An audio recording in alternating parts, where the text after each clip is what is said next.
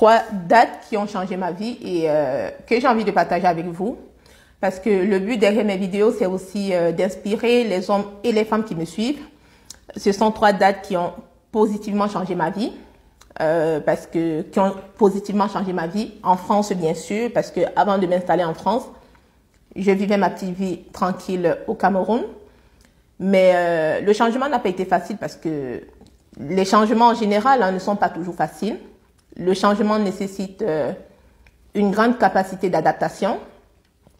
Donc, ces 3 dates ont fait de moi la femme brillante et le modèle de réussite que je suis devenue aujourd'hui parce que oui, je me considère comme un modèle de réussite compte tenu des difficultés que j'ai traversées et que j'ai surmontées et que je voudrais partager avec vous, bien sûr, si ça peut aider, hein, parce que vous êtes nombreux et nombreuses, beaucoup de femmes à me solliciter, à m'envoyer des messages, à me poser des questions un peu sur mon parcours. Donc, c'est l'occasion de vous présenter un tout petit peu un bout de mon parcours.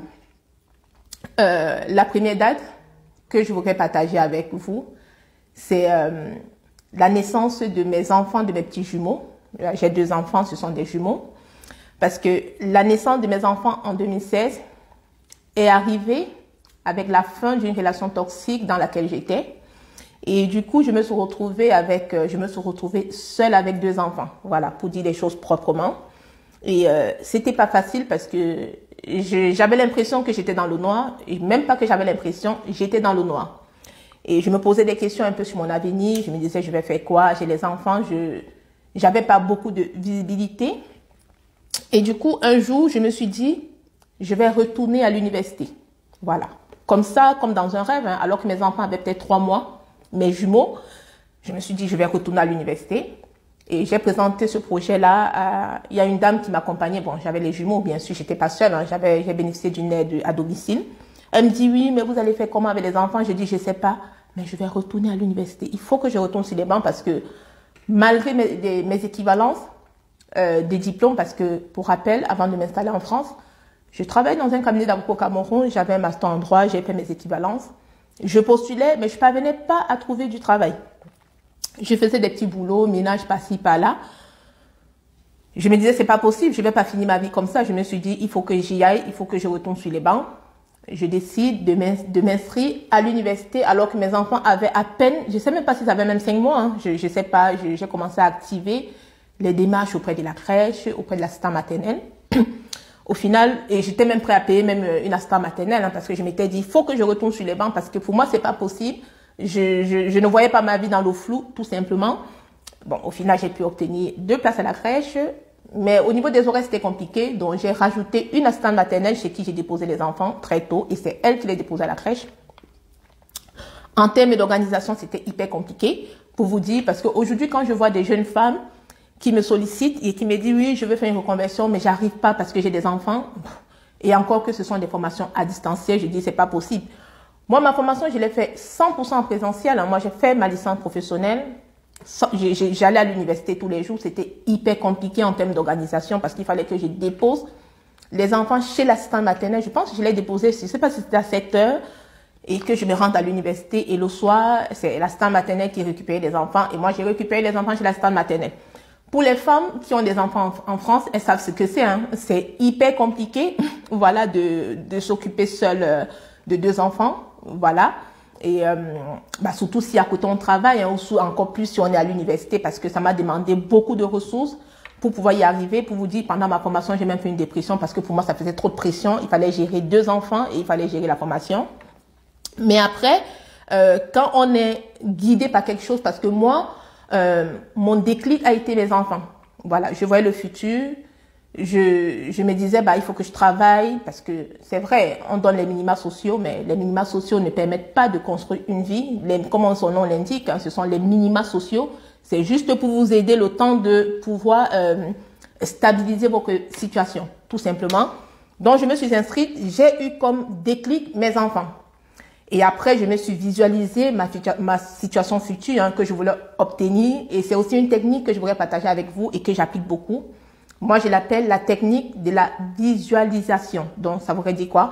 Moi, quand je veux quelque chose, je vais visualiser ce que je veux jusqu'à ce que je vais obtenir ce que je veux. Si je n'obtiens pas ce que je veux, je vais pas arrêter de visualiser cette chose-là. Donc, j'ai visualisé ma situation future et aujourd'hui, bien sûr, je vous parle, j'ai pu obtenir tous mes objectifs que je m'étais fixés, parce que j'ai d'autres objectifs, bien sûr, mais les objectifs que je m'étais fixés il y a 8 ans, 9 ans, ils sont atteints parce que je les avais suffisamment visualisés. Donc, mon déclic a été mes enfants, bien sûr. La deuxième date que je voudrais partager avec vous, c'est l'obtention de mon permis de conduire. Pour les personnes qui ont passé le permis en France, vous savez ce que c'est. Nous, les Camerounais, quand on arrive en France avec nos permis, c'est pas reconnu. Les permis camerounais ne sont pas reconnus en France. Il fallait que je conduise parce que avec 2 enfants, comment tu fais? C'est hyper compliqué. Je me suis dit, c'est pas possible. J'avais mon permis camerounais, je savais déjà conduire. Mais il fallait que je retourne à l'auto-école. Je m'inscris à l'auto-école, tout se passe très bien, le code, je le valide en un clic, rapidement. Au niveau de l'examen, je vais à l'examen la première fois, j'échoue. Je vais à l'examen la deuxième fois, j'échoue. La pression commence à monter parce que pour vous dire, conduire en France, c'est une nécessité, c'est pas un luxe, parce que si au Cameroun, au pays, on peut facilement payer le taxi, par-ci, par-là, mais en France, payer le taxi, ça nous revient plus cher qu'avoir sa propre voiture, en fait. Donc pour moi, c'était pas possible. J'ai dit, mais je ne comprenais pas, donc la pression commence à monter. Je paie même des moniteurs indépendants pour renforcer le travail que je faisais à l'auto-école parce que je ne comprenais pas. 3e fois, je vais passer l'examen de permis, j'échoue. Je me dis, c'est pas possible. Je donne le meilleur de moi-même et tout, et je vais passer l'examen la 4e fois. Je réussis à mon examen de conduite, et pour vous dire, j'ai obtenu mon permis avec 31 sur 32. Et le 1 point que le moniteur m'a levé, l'examinateur, je pense que c'était juste pour que j'ai pas note sur note parce que je l'avais dans la poche, j'avais super bien conduit. Du coup, j'obtiens mon permis de conduire et puis j'achète ma petite voiture, je suis tranquille, je peux monter, descendre comme je veux avec mes enfants, nickel. Je suis contente.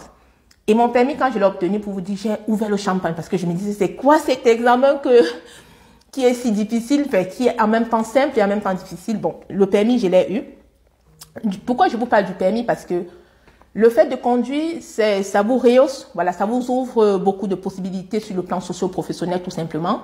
Parce que je vais revenir donc à la dernière date que j'ai envie de partager avec vous. C'est l'obtention de ma licence professionnelle en gestion des ressources humaines. Pourquoi? Parce que malgré les équivalences en France, il y a une réelle nécessité, quand vous arrivez avec les diplômes étrangers, il y a une réelle nécessité de se former. Parce qu'avec les diplômes étrangers, c'est très compliqué de trouver du travail. C'est vrai que moi, je connais une fille qui arrivait avec un diplôme de comptable. On l'a pris dans une entreprise, mais elle était payée au SMIC et c'était même hyper compliqué. L'entreprise lui proposait même des formations en interne. Donc, la formation, c'est une nécessité. Lorsque vous arrivez, quel que soit le pays, avec des diplômes étrangers, donc du coup, ma licence professionnelle en gestion des ressources humaines, quand je l'ai obtenue, avec mention une fois de plus, je l'ai célébrée, j'étais contente. Et quand j'ai obtenu mon diplôme, le mois d'après, j'ai trouvé du travail dans un service RH dans une petite ville où il fallait aller en voiture, tout simplement. Du coup, j'avais déjà le permis, j'avais déjà la voiture. Le travail était dans la poche et je l'ai obtenu. Donc, ce sont ces 3 dates que j'ai voulu partager avec vous.